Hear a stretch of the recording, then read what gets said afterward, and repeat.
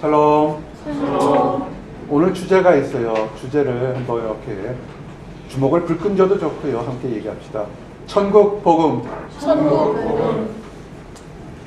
오늘 여러분들에게 나눈 말씀은 복음에 대한 얘기입니다. 여러분 종교음악가 하이든을 아십니까? 음악하시는 분들은 하이든을 참 알 겁니다.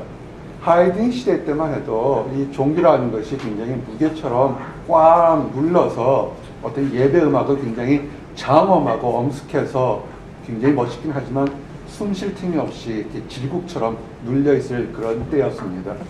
근데 이 하이든은 오스텔 출신의 음악가인 것고 작곡가인 것을 여러분들이 아십니다. 이분이 유명한 그런 작곡가이지만 또 교회에서 성가를 지휘하는 그런 또한 봉사를 했습니다. 근데 그가 이 하이든이 성가를 지휘할 때마다 성가대 사람들과 그 교회에 있는 사람들이 굉장히 기뻐하고 심지어는 춤까지 췄다는 겁니다. 현대적인 시각에 보면 성가대에서 춤추는 것이 뭐 대단한 거라고 생각할지 모르겠지만 하이든 시대를 생각해보면 그것은 획기적인 것입니다. 다들 엄숙하고 거룩해서 숨 한 번 제대로 쉬지 못하는 그런 경건한 자리를 생각했는데 아주 하이든이 지휘하는 성가대들은 아주 신나게 즐겁게 찬양하는 것입니다. 그래서 그 주변에 있는 목사님이 하이든을 찾아갔습니다. 이렇게 질문했어요. 소문을 들어보니까 당신이 성가대를 지휘할 때는 춤도 춘다는데 사실입니까? 이 목사님의 질문에 아마 꼬투리를 잡을 것인지 아니면 부러워서 그런 것인지 하여튼 이런 식으로 질문을 했습니다. 그랬더니 하이든이 아주 정색하고 이렇게 했습니다. 맞습니다. 성가대가 춤을 추는 것이 아니라 내가 작곡하는 노트도 춤을 추고 연필도 춤을 춥니다. 나는 하나님이 너무 사랑스럽습니다. 너무 즐겁습니다. 라고 했습니다. 그 환한 모습에 많은 사람들이 도전을 받았다고 합니다. 여러분들 보세요. 나를 보시고 한번 자신을 보세요. 지쳤어요? 감기 걸려 지쳤어요. 한번 조용하고 웃기로 원합니다. 한번 다시 시작합시다. 샬롬. 샬롬.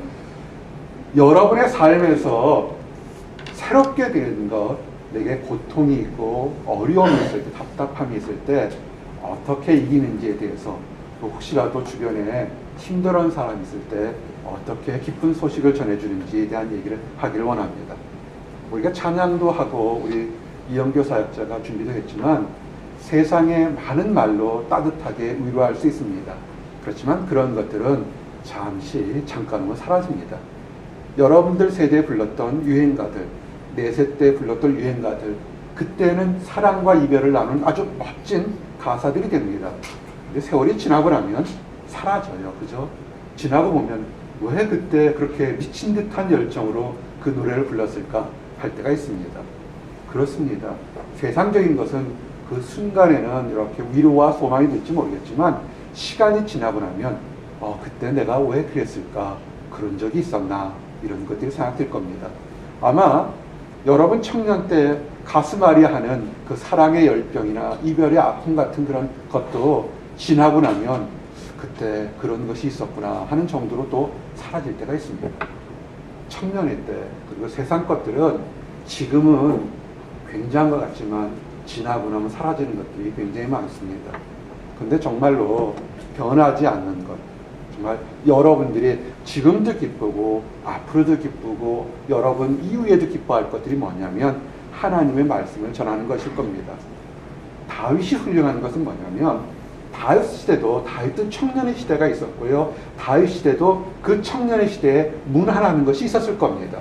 근데 그때 뭐냐면 다윗이 위대한 것은 뭐냐면 그 시대에 다른 것을 증거한 것이 아니라 하나님의 말씀을 증거했다는 것입니다.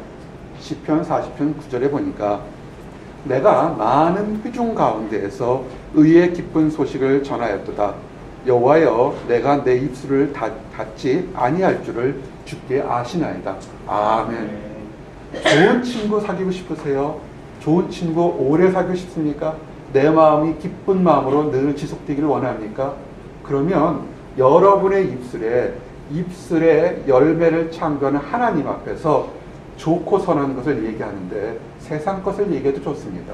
하지만 가장 좋은 것은 세상 것이 아닌 하나님의 말씀을 선포하고 즐거워하시면 듣는 사람도 기쁘고 말하는 사람도 기뻐서 그 교제가 오래 갈 수밖에 없습니다. 비유의 앞에 세계적인 명문인 비유의 가편 켄모스케가 있습니다. 가보셨어요? 안 가본 사람은 없을 텐데 그죠? 한 번쯤은 이 켄모스케가 있습니다. 왜 켄모스케라고 하냐면 그것은 켄모어라는 그 재봉틀 공장의 이름을 따서 켄모스케어가 된 겁니다.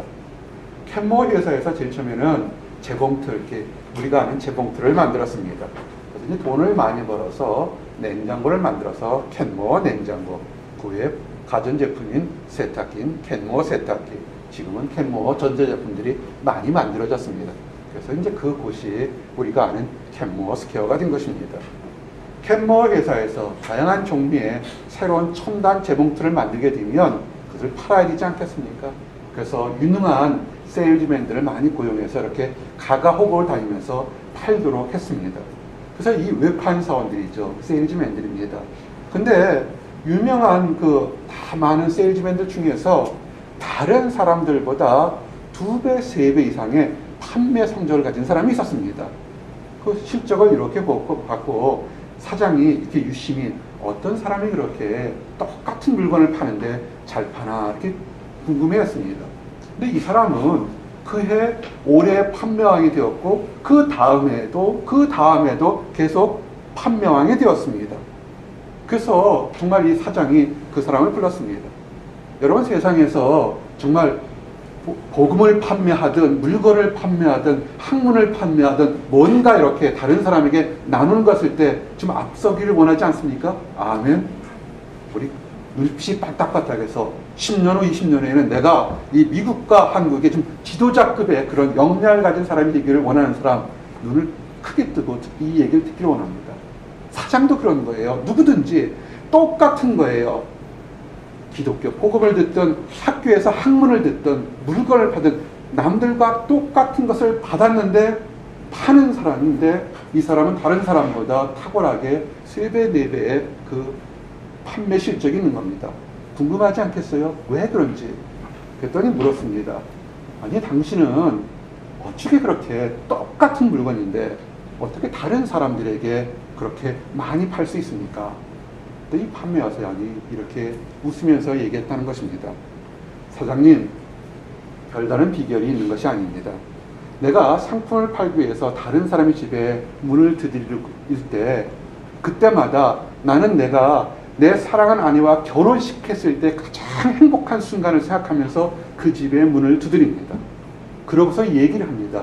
그러면 아주 나도 모르게 물건이 잘 팔린다 그랬습니다. 그렇습니다. 여기에는 위대한 교육자가 되기를 원하는 사람도 있고 외교관이 되기를 원하는 사람도 있고 사업가가 되기를 원하는 사람도 있고 학자가 되기를 원하는 사람도 있을 겁니다. 아니면 나는 집에서 자녀들을 돌보는 가정주부가 되기를 원하는 사람도 있을 겁니다.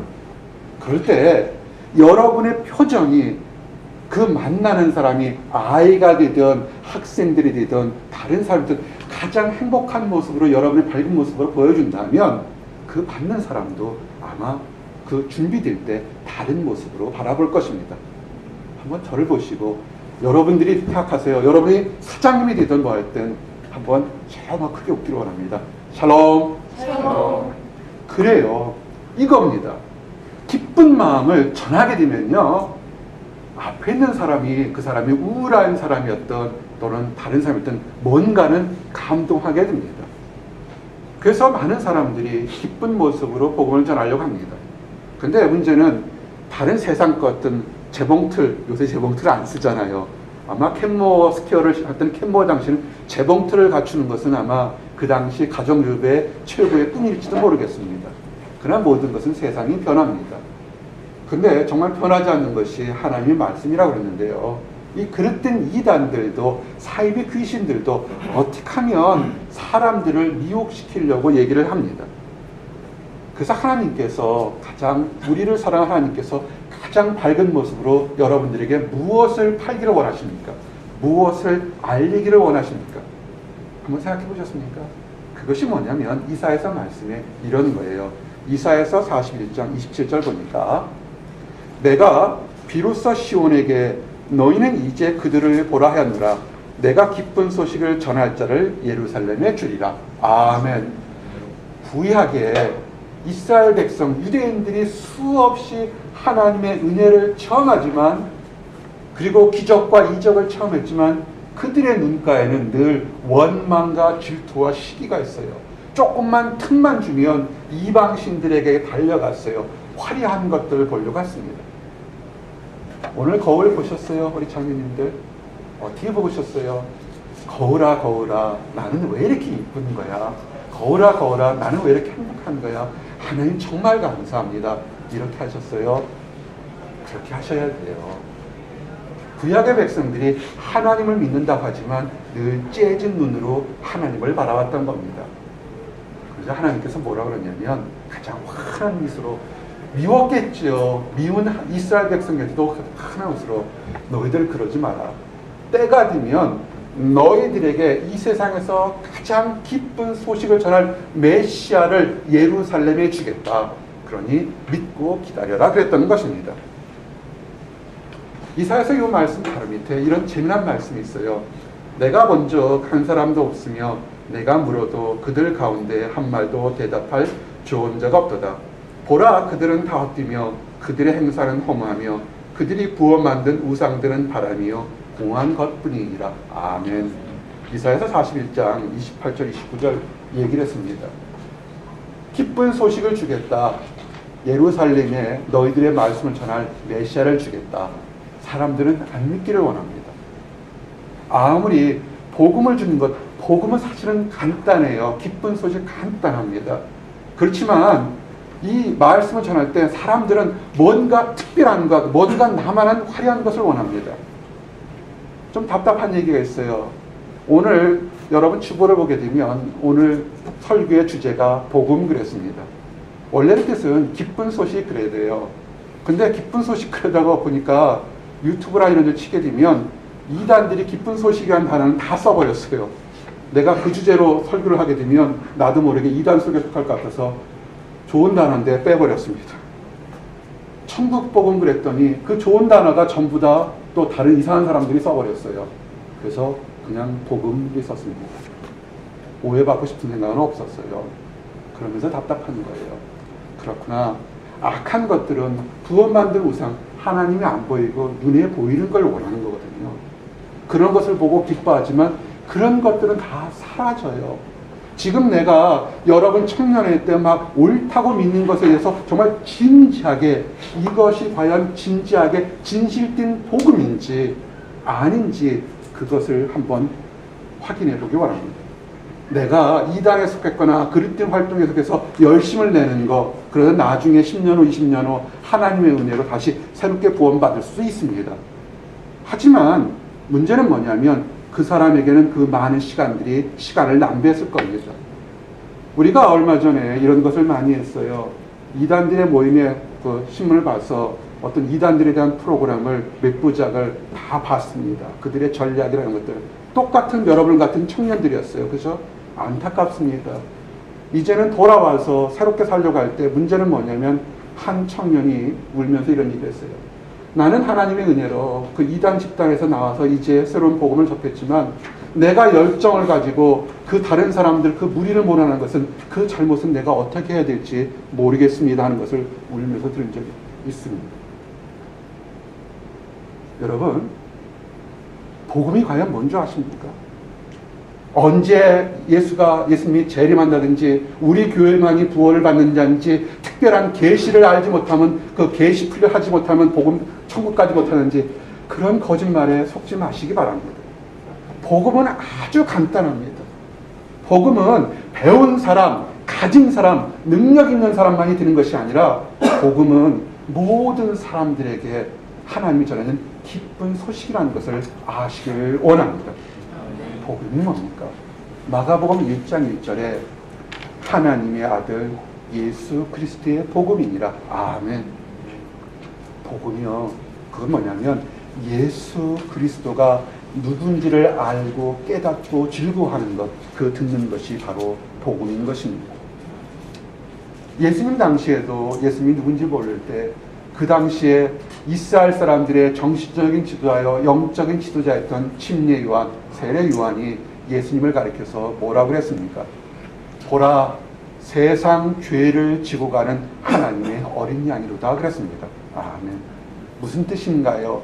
우리는 이해가 하기 어렵지만 이스라엘 백성들은 한 번에 알고 뭐냐면 저 예수란 사람은 우리들의 모든 죄를 위해서 대신 죽을 하나님의 어린 양 대속자다라고 선포한 것입니다. 예수님께서 왜 이 땅에 왜 그 위대한 사람이 죽어야 되겠습니까? 그것이 첫 번째 여러분들과 내가 늘 생각해야 되는 것입니다.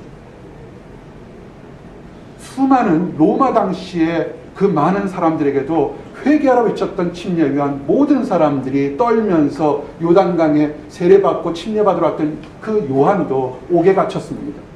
하나님이라 했던 사람도 의지가 떨어지고 몸이 약하고 뜻대로 힘드니까 정말로 이제는 두려웠습니다. 하나님의 어린 양 예수가 하나님의 메시아인지를 자기가 옥에 갇혔으니까 제자들을 통해서 보냈습니다. 정말 하나님의 어린 양 맞습니까? 메시아가 맞습니까? 라고 얘기합니다. 펄펄 끓을 때는 하나님의 어린 양이라는 성령의 계시로 받지만 믿음이 떨어지고 의지가 떨어지면 이렇게 믿음의 사람들도 흔들릴 때가 있는 것입니다. 여러분, 믿음의 사람이 흔들린다고 너무 책망하지 마세요. 그럴 수도 있는 것입니다. 그럴 때 예수님께서 이 침례 요한을 책망하지 않았어요. 마태복음 11장 5절에 이렇게 씁니다. 가서 전해라. 맹인이 보며 못 걷는 사람이 걸으며 나병 환자가 깨끗함을 받으며 못 듣는 자가 들으며 죽은 자가 살아나며 가난한 자에게 복음이 전파된다 하라. 아멘.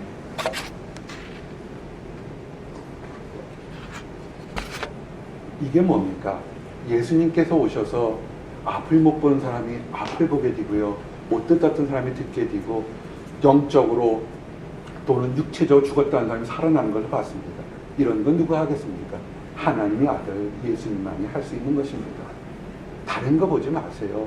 인류 역사상 과거에도 현재에도 미래에도 예수님처럼 이렇게 맹인이 앞을 보게 하고 못 걷는 사람을 걷게 하고 못 듣는 자가 듣게 하고 죽었던 자가 살게 한 사람은 전무후무합니다. 그분은 하나님의 아들입니다. 우리가 믿는 것이 여러분이 이런 예수님을 믿으십니까? 아멘. 그러면 축복인 것입니다. 이것이 복음이에요. 아, 그 예수님과 나와 관계가 있구나 생각하고 믿는 것이 축복인 것입니다. 오래전 얘기입니다. 성탄절을 얼마 전 앞두고는 12월 달에 옛날 구소련 지역이었던 아르메니 지역에서 대지진이 일어났습니다. 정말 수많은 사람들이 지진 때문에 죽고 다치는 그런 슬픈 현상이 일어났습니다. 한 9층짜리 아파트도 그 지진의 무게에 무너져서 넘어져 버렸습니다. 그 철근과 콘크리트 틈새에서 스잔나라는 어머니와 어린 자녀가 갇혀 있었습니다.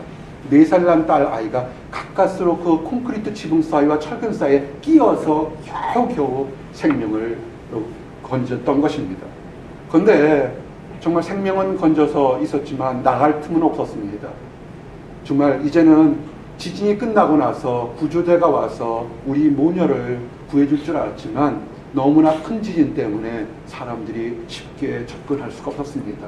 금방 오늘이면 잠깐이면 구해줄 줄 알았더니 시간이 점점점 하루, 이틀, 사흘 흘러만 갔습니다. 어머니는 그래도 체력이 있으니까 어느 정도 버틸 수 있었지만 4살짜리 난 딸아이는 더 이상 버틸 수가 없었습니다. 아이가 굶어서 마실 물이 없어서 죽어가고 있는 것입니다. 그럴 때 스잔나가 언젠가 TV에서 얼핏 봤던 한 장면이 떠올랐습니다. 그래서 마실 것이 없자 그는 주변을 막 뒤져서 날카로운 유리 같은 칼을 치고 팔을 잘랐습니다. 피를 줄줄 흘리는 피로 아이의 입을 벌려서 그 피를 아이에게 먹였습니다. 그렇게 어머니의 피를 먹은 아이는 그 피를 먹고 물을 먹어서 그 아이가 구조대가 올 때까지 생명을 구했습니다. 나중에 구조대가 와서 어머니도 구하고 아이도 구해서 그 소식이 전 세계에 전파돼서 많은 사람들에게 도전이 되었습니다. 여러분, 여러분이 힘들고 어려울 때 여러분을 구해줄 수 있는 것이 뭐라고 생각합니까? 마치 콘크리트 지붕 속에 딱 갇힌 것처럼 환경 때문에 무너지고 병 때문에 무너지고 내 마음 때문에 무너지고 사람 때문에 무너져서 이러지도 저러지 못하는 그런 어려움 속에 있을 때 여러분을 새롭게 하는 것이 뭐라고 생각합니까? 그것은 예수 그리스도의 피일 겁니다. 여러분의 답답한 것을 새롭게 하는 예수 그리스도의 피일 겁니다.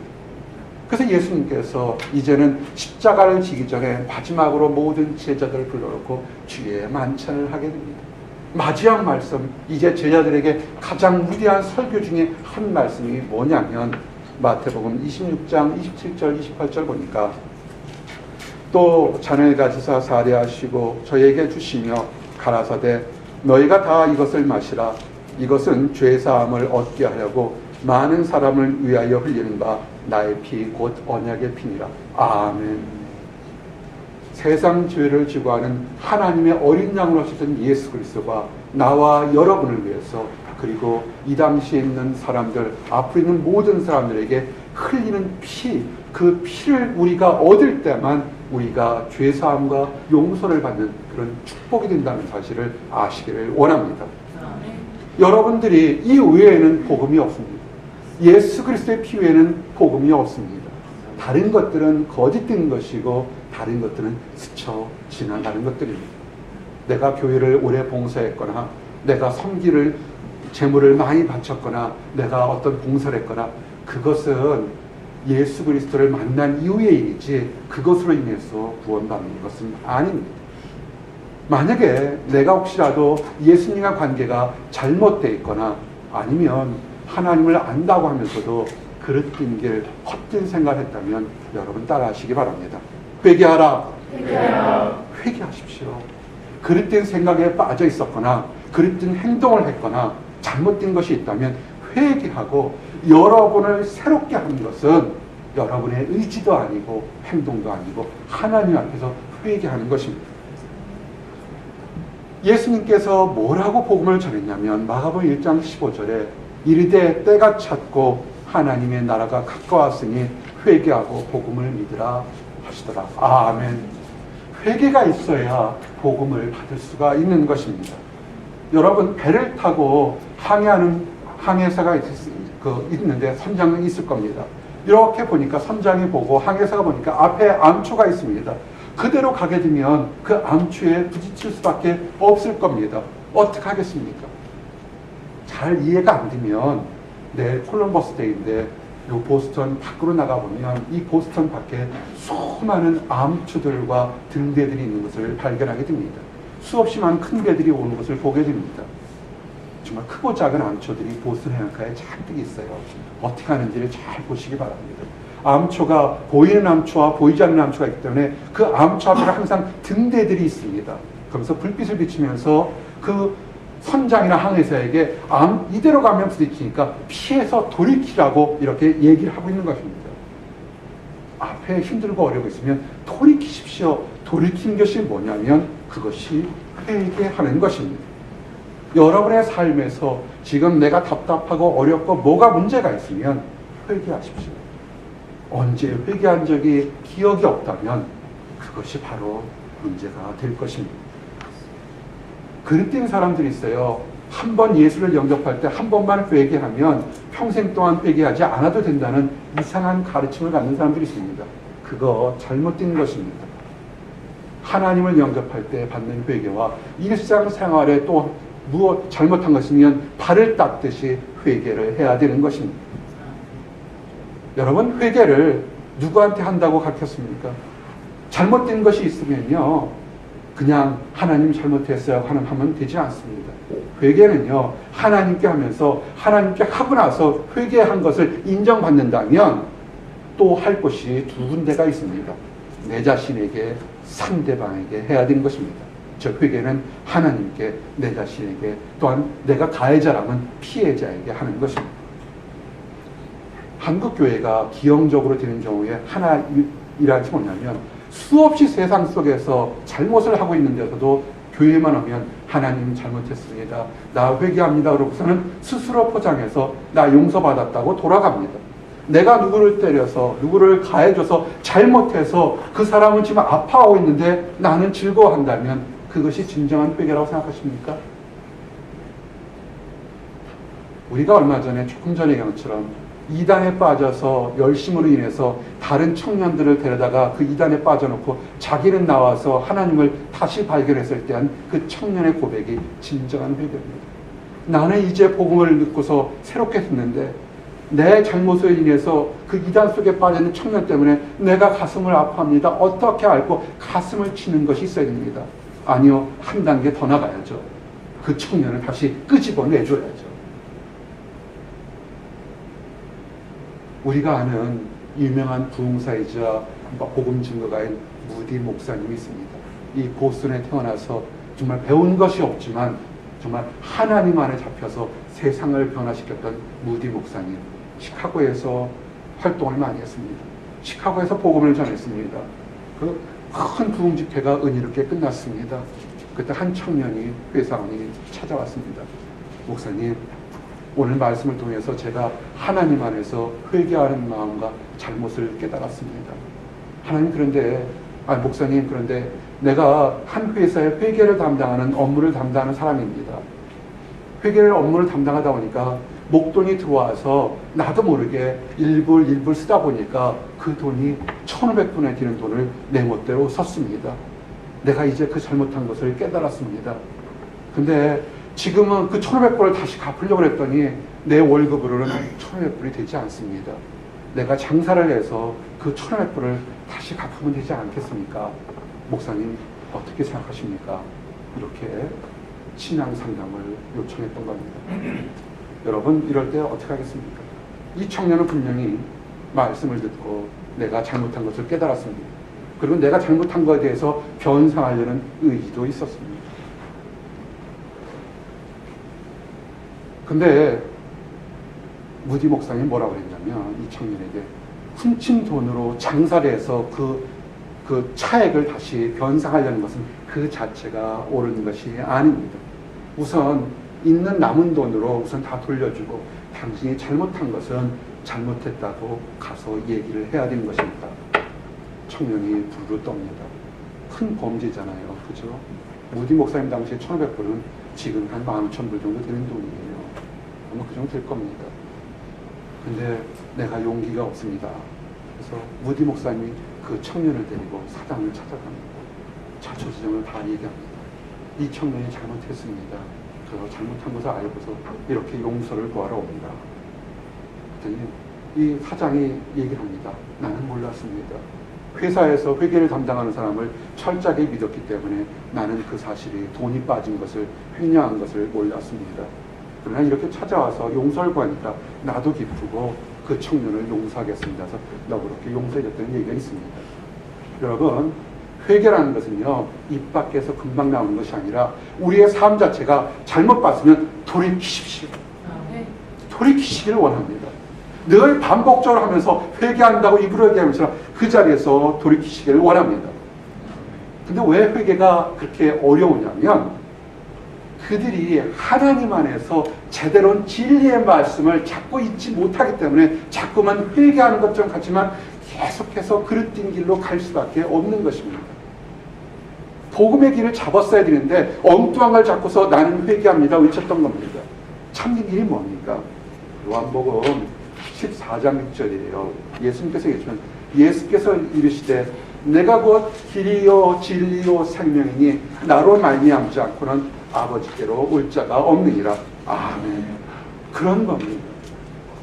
예수 그리스도를 통해서 예수님께서 나 같은 죄를 위해서 십자가에 못 박혀 죽으셨구나. 나는 이제 예수 그리스도의 피로 용서받을 수 있겠구나. 이제 다시 예수님한테만 가면 되겠구나. 이걸만 따라야 되는데 그 위에 다른 것들, 더하는 것들 하지 마시기 바랍니다. 그러니까 안 되는 거예요. 왜 이단과 그리스도인 사상들이 왜 만연하냐면 가장 간단한 예수님이 길이요 진리요 생명한 것을 인정하지 않고 다른 것들을 보고 만들고 결국은 자기 이득을 차리는 그곳에 들어가기 때문에 거기에는 역사가 없는 겁니다. 며칠 전도 아니에요. 사실은 어제 신문에 참으로 안타까운 소식을 들었습니다.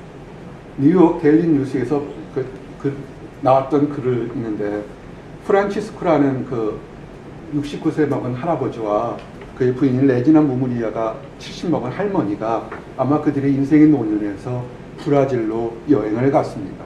브라질 리우 대전으로 인근으로 여행을 갔습니다. 낯선 곳이잖아요. 그래서 차를 렌트하고 그 GPS를 봐서 앱을 설치를 했습니다. 그들의 꿈은 뭐냐면 이제 낯선 곳에 와서 또 낭만적인 곳에 왔으니까 멋진 브라질 음식을 먹으러 식당으로 갔습니다. 그래서 길을 전혀 모르기 때문에 GPS 하나만 보고 갔습니다. 문제는 뭐냐면 GPS 앱에 문제가 있어서 식당으로 인도하는 것이 아니라 그 브라질 이 리우제네에서 가장 흉악하다는 마약 케르탈 갱 다니는 소굴로 그대로 인도를 해버린 것입니다.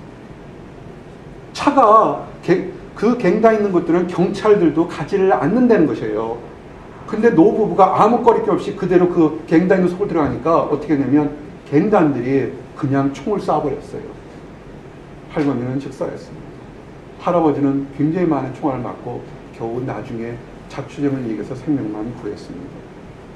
우리 너무 이거 안타깝죠, 그죠? 근데 우리의 삶 속에서 나는 확신한다고요. 이것이 진리일 거다. 이렇게 하는 것이 올바른 것이다. 이런 것이 신앙생활이다. 라고 나는 믿고 있다고요. 누가 믿어요? 내가 믿는 거예요. 내 생각을 믿고 내 행동을 믿는다고요. 뭘 따라가야 됩니까?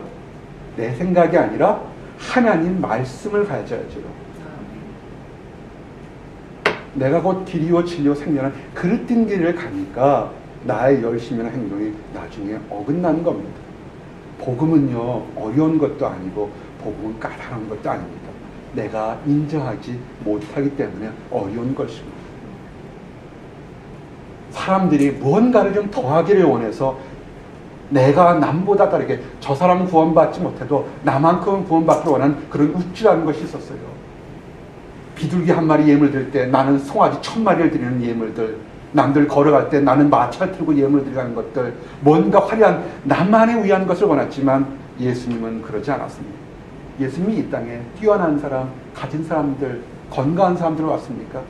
병자들, 연약한 사람들, 죄인들을 왔습니다. 와서 무엇 때문에 했어요? 그 모든 사람들에서 내가 대신 너희를 위해서 죽겠다. 내가 너희를 위해 화목제물이 될 테니까 너희들은 이것을 믿고 즐거워하라. 이것이 복음인 것입니다. 로마서 3장 23절 25절에 모든 사람이 죄를 범하였음에 하나님의 영광에 이르지 못하더니 그리스도 예수 안에 있는 속량으로 말미암아 하나님의 은혜로 값없이 의롭다 하심을 얻은 자 되었느니라. 이 예수를 하나님이 그의 피로써 믿음으로 말미암아 화목제로 세우셨으니 이는 하나님께서 길이 참으시는 중에 전에 지은 죄를 간과하심으로 자기의 의로우심을 나타내려 하십니다. 아멘. 여러분이 그리스도의 보혈을 받는 것이 어떻게 돼요? 공짜로, 축복으로, 선물로 받았다는 것입니다. 하나님의 은혜로 어떻게 값없이 의롭다함을 받았다는 것입니다. 값없이 의롭게 받았는데 왜 뭔가 사별 달라고 뭔가 돈을 달라고 얘기를 합니까? 하나님은 여러분에게 선물을 줬어요. 이제 나오십시오. 혹시라도 마음속에 답답하고 어리석은 것이 있다면, 혹시라도 여러분의 가정에, 여러분의 주변에 하나님을 알지 못해서 어리석은 사람이 있으면 예수님은 얘기를 한다고요. 오라 얘기하자는 겁니다. 그 죄가 지름 같을지라도 새하얘질 거라고 얘기합니다. 이사야서 말씀이 뭡니까? 여호와께서 말씀하시되 오라 우리가 서로 변론하자. 너희의 죄가 주홍 같을지라도 눈과 같이 희어질 것이요 진홍같이 붉을지라도 양털같이 되리라. 아멘. 하나님 말씀 안에서 하나님께만 잡히고 하나님 말씀만을 듣는다면 그 모든 죄가 사라지고 깨끗해진다는 것입니다. 우리 안에 있었던 답답한 것들 새로워진다는 것입니다. 그리스도의 복음 이외에 다른 복음이 없어요. 성경은 얘기를 합니다. 갈라디아서 1장 7절 8절에 다른 복음은 없나니 어떤 사람들이 너희를 교란하여 그리스도의 복음을 변하게 하려 함이라. 그러나 우리나 혹은 하늘로부터 온 선지 천사라도 우리가 너에게 전한 복음 위에 다른 복음을 전하면 저주를 받을지어다. 아멘. 그리스도께서 우리를 위해 십자가를 죽으시고 우리는 값없이 의롭다함을 전하는 그 복음 위에 다른 것들, 무슨 계시풀이를 꿈풀이를 잘한다든지 아니면 특정한 어떤 행동만을 해야든지 특정하게 뭔가를 바쳐야만 된다든지 특정하게 뭔가를 해야만 돼서 구원을 받는다고 생각하는 뭔가를 더하는 것들, 그것이 사람이든 천사든 그것은 가짜입니다. 무서운 것은 뭐냐면 그런 사람들에게는 하나님의 저주가 있다는 것을 아셔야 됩니다. 우리는 뭐냐면 우리의 힘으로 하는 것이 아니라 하나님 안에서 새롭게 되는 것을 믿으시기 바랍니다. 한번 따라하세요. 새로운 피조물. 그런즉 누구든지 그리스도 안에 있으면 새로운 피조물이라 이전 것은 지나갔으니 보라 새 것이 되었도다. 아멘. 그런지 누구든지 그랬어요. 어느 특정한 교회든지 어느 특정한 말씀을 받는 사람이라든지 어느 특정하게 배운 사람이 아니라 누구든지 하나님의 사랑이 큰 거예요. 누구든지 그리스도 예수 안에 있으면 새 것이 되었다고 그랬습니다. 근데 어떤 사람들은 이렇게 얘기합니다. 내가 예수를 믿는데 왜 나는 이 새 것이 되었다는 그런 확신이 없습니까? 진지하게 첫 번째 당신 회개가 이루어졌는지를 물어보셔야 합니다. 그리고 두 번째, 그리스도 예수가 정말 내 안에 계신지를 물어봐야 됩니다. 이 질문을요, 똑같이 중국의 내지 선교사인 허드슨 선교사가 한 청년에게 받았습니다. 중국의 내지 선교사 허드슨 테일러 목사님이 중국에서 선교를 할 때 한 청년이 찾아와서 얘기했습니다. 목사님, 내가 신자가 되려면 얼마나 걸립니까? 내가 구원의 확신이 돼서 이렇게 새로운 피조물이 되려면 얼마나 되겠습니까? 여러분들 얼마나 돼야 된다고 생각하십니까? 1단계, 2단계 특수한 교육을 다 훈련을 마쳐야만 신자가 됩니까? 아니면 어떤 특별한 코스를 거쳐야만 신자가 됩니까? 그런 거 가르치는 거 하지 마세요. 허슨 테일러 목사님이 이렇게 얘기했습니다. 그 청년의 눈을 이렇게 보면서, 청년, 그 촛대에서 촛불에 심지가 불을 붙일 때, 초에 심지에 불을 붙일 때 얼마나 있다 불이 붙나? 어떻게 됐습니까? 그 심지에 불이 닿는 순간에 빛이 환하게 붙죠. 그죠? 그런 겁니다. 여러분이 예수 그리스도를 영접하는 그 순간에 여러분은 완전히 새롭게 변화되는 것입니다. 그겁니다. 복음의 능력은 바로 그겁니다. 여러분이 진정으로 회개하고 예수 그리스도를 영접했다면 바로 그 순간부터 여러분은 신자가 된 거고 그 순간부터 세상의 등불을 비추는 것입니다. 사람마다요, 장작불처럼 큰 촛불, 심지가 있는 사람이 있다면 어떤 사람은 아주 작은 심지가 있는 겁니다. 하지만 그 모든 사람들은 세상의 어둠을 밝히는 아주 중요한 사명하는 촛불인 것을 믿으시기 바랍니다. 장작불의 횃불이라고 해서 여린 촛불 보고 너는 부족하다 탓하지 마세요. 앞에 큰 거 보고 질투나 시기하지 마시기 바랍니다. 여러분은 어둠을 비추는 하나님의 촛불인 것을 믿으시기 바랍니다. 왜 이렇게 우리에게 바로 예수님을 영접하는 순간부터 새롭게 세상의 촛불로 아름답게 한 이유가 뭔지 아십니까? 하나님의 뜻이 있습니다. 하나님이 공짜로 값없이 여러분의 죄를 용서하고 하나님의 자녀로 된 것은 뭐냐면 여러분들을 통해서 세상의 피스메이커, 세상의 화목한 그 커넥션을 만드는 여러분의 대제사장으로 만든 것입니다. 여러분의 사명이 그겁니다.